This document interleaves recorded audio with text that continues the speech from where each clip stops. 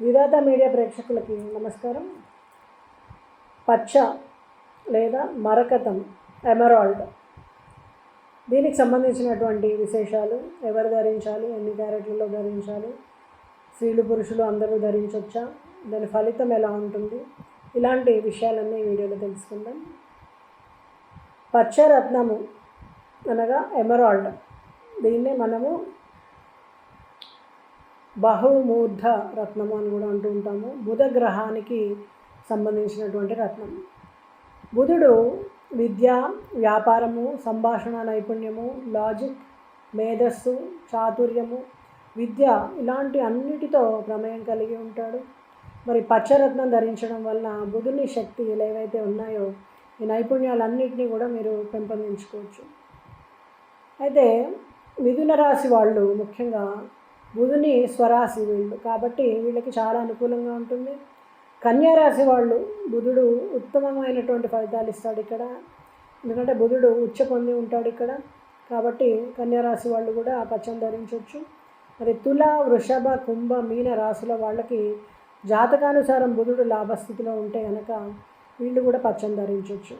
మరి బుధ మహాదశ అంతర్దశలో జరుగుతున్న వాళ్ళు కూడా మరకతాన్ని ధరించవచ్చు. మరి విద్యార్థులు, రచయితలు, వ్యాపారులు, మీడియా, అకౌంటింగ్ రంగాల వాళ్ళకు కూడా ఈ పచ్చ సూట్ అవుతుంది.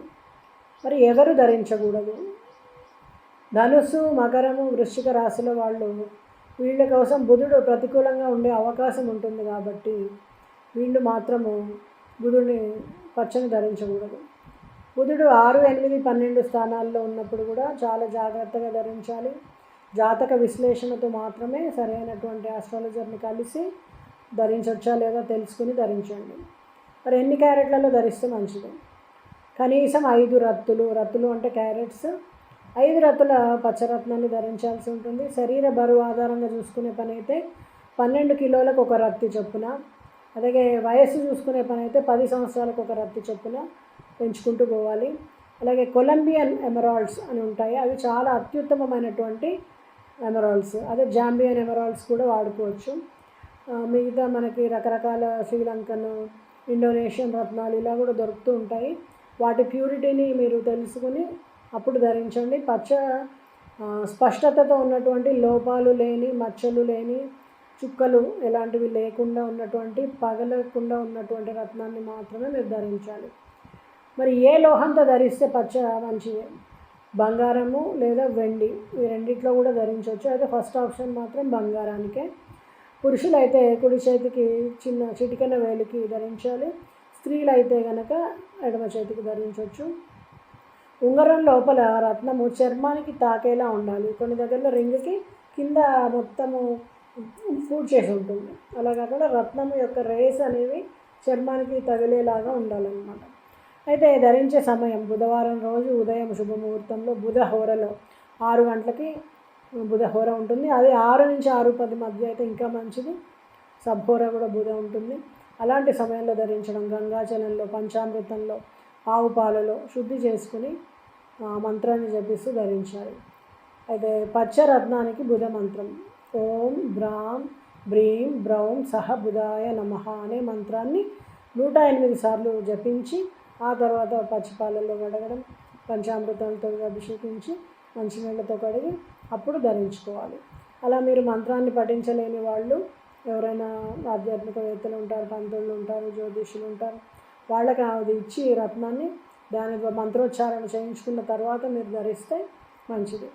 మరి స్త్రీలు పురుషులు ఎవరైనా ధరించవచ్చా అంటే, స్త్రీలు చదువులో ఉన్నవాళ్ళు, రచయితలు, వాయిస్ ఆర్టిస్టులు, ఉపాధ్యాయులు, గృహిణులు మానసిక ప్రశాంతత కోసం కానీ, కుటుంబ కలహాల నివారణ కోసం కానీ, తెలివిగా నిర్ణయాలు తీసుకోవడం కోసం ధరించవచ్చు. పురుషులైతే విద్యార్థులు, అకౌంటింగ్, కంప్యూటర్ ప్రొఫెషనల్స్, వ్యాపారులు, వ్యాపార ప్రగతి కోసం, నెట్వర్కింగ్ పెంచుకోవడానికి బాగా ఉపయోగపడుతుంది. వీళ్ళందరూ కూడా ఈ రత్నాన్ని ధరించవచ్చు. మరి పచ్చరత్నం ధరించడం వల్ల ఎలాంటి ఉపయోగాలు ఉంటాయి?